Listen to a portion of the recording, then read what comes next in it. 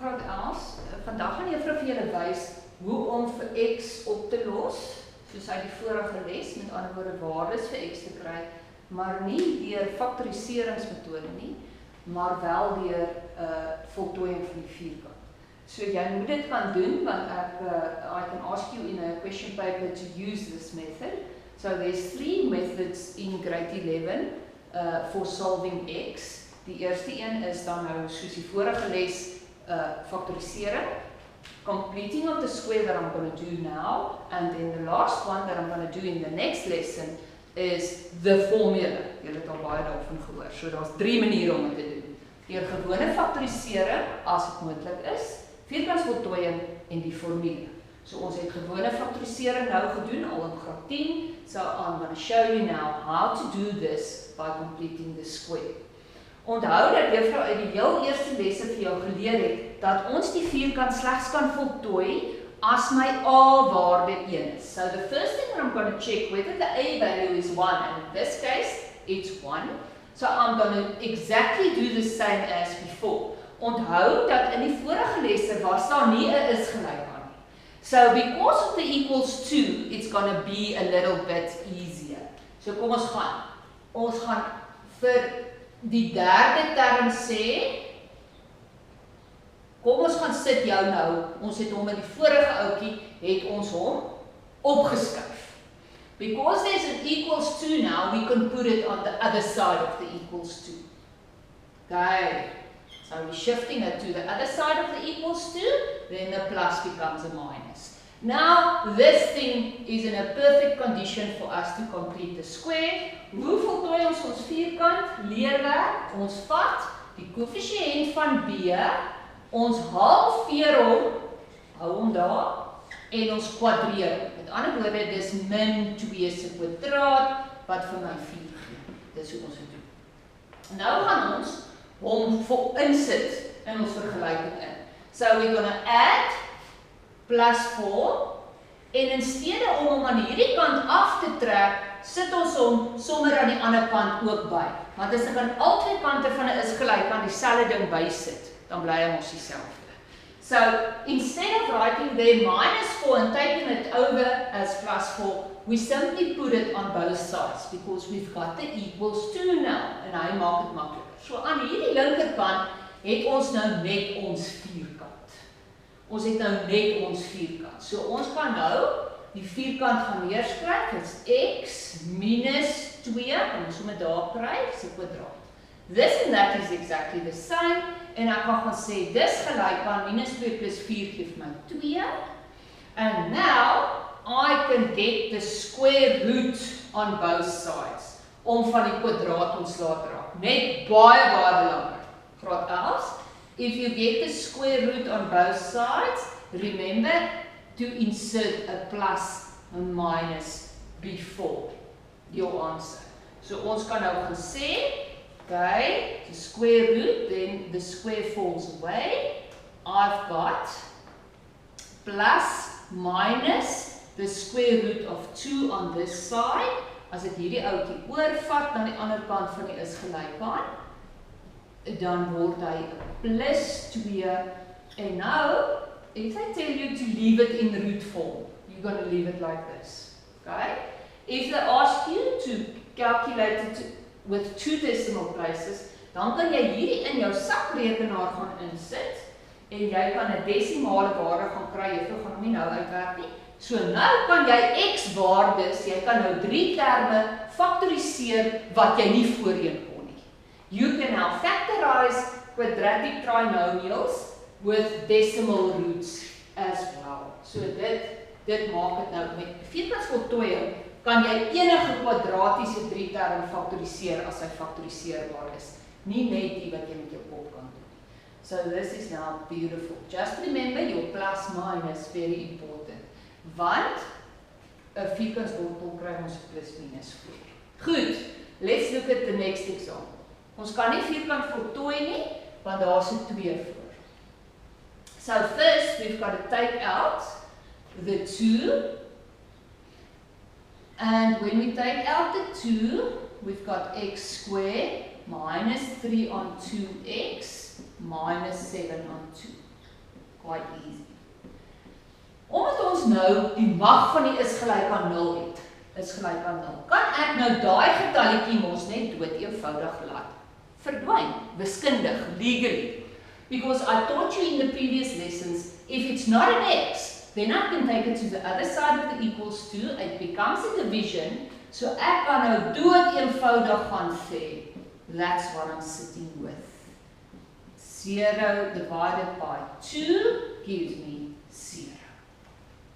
So nou kan ek gaan, en ek kan vierkant gaan voltooi, want ek het 'n 1 koëffisiënt. So eerste ding wat ons gaan doen, ons vat daai 7 op 2 minus 7 op 2 na hierdie kant toe, en it becomes positive. So now, let's do the half square thing. So ek gaan hom halveer. There are halves. Now I'm squaring it. So that gives me 9 on 16. Okay, but the min maal 'n min is plus. So nou kan ek aan hierdie kant dit gaan bysit en ook aan daai kant. Instead of minusing it, I'm adding it on both sides of the equals to. So hier het ek nou my vierkant voltooi, minus 3 kwart, so kwadraat, en nou kan ek daai gaan bymekaar tel. Ek kan gaan sê, 2 maal 8, 16, 7 maal 8 is 56, so 56 plus 9 is 65 op 16, 65 op 16, leave it like that, just leave it like that, not necessary to make it a mixed number. So now I can put in the square root on both sides, remember the plus minus in front, so ek kan nou gaan sê, x minus 3 kwart is gelyk aan plus minus die vierkantswortel van 65 op 16.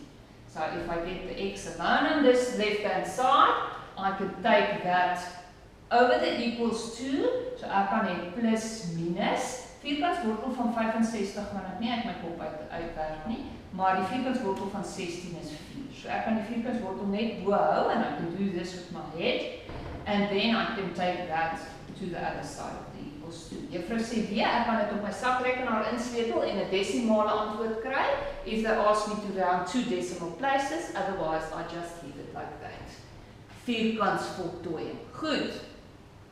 Nou het ek hierso vir julle die standaard vergelyking van 'n kwadratiese 3-term neergeskryf met 'n rede. Because I want to complete that square.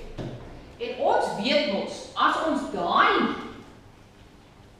3-term se vierkant voltooi, dan kry ons Sunny in haar matriek afskeid kleur. The same thing but in another form. So kom ons gaan nou en ons gaan los vir x op. Maar nou het ek nie getalletjies nie, ek het nou veranderlikes. Okay, we do it exactly the same way. Niks verander nie, dit is nie moeiliker omdat dit 'n A, B en C is nie. It's exactly the same method. So ons het vir 'n 0 aan hierdie kant. The first problem that I see is that there's an A coefficient in front of the x square en dit mag nie wees nie. Ek kan nie vierkant voltooi met 'n A daar nie. So die eerste ding wat ek uithaal is die A. So ek gaan hom uithaal.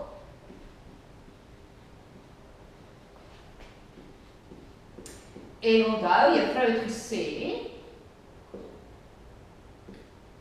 omdat dit 'n veranderlike is, mag ek hom op hierdie stadium,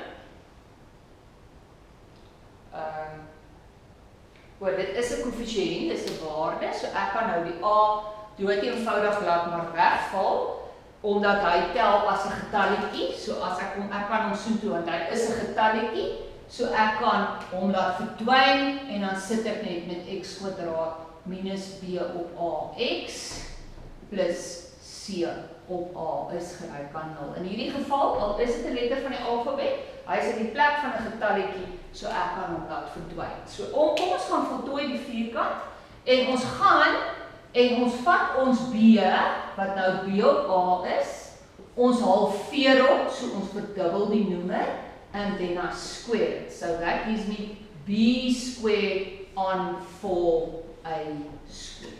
Goed, so nou gaan ek eerstens, voordat ek begin, gaan ek eers die C op A, I'm going to take it to the other side of the equals 2 to get rid of it.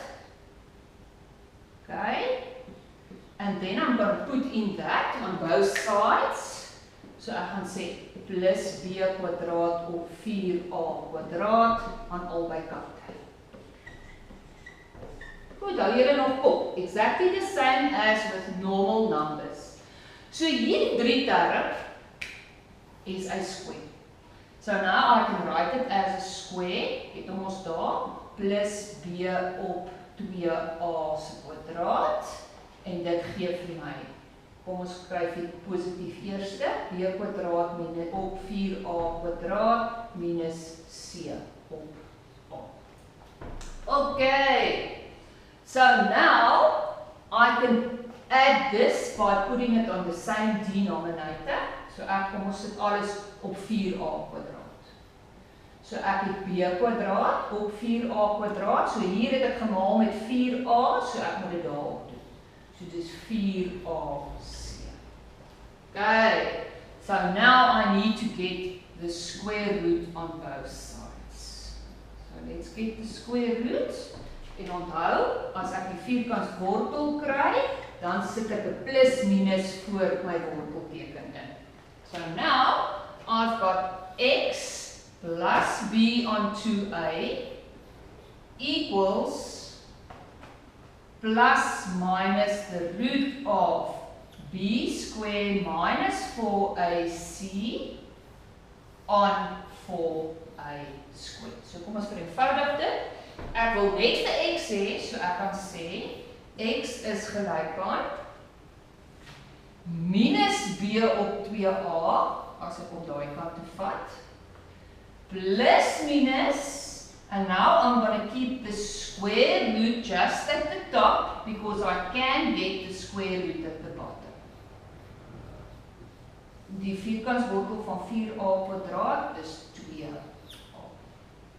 So ek het 2a bo en onder, so juffrou gaan my finale antwoord hier skryf, x is gelyk aan minus b plus min die vierkantswortel van b kwadraat minus 4ac, alles op 2a. That's the answer. Beautiful.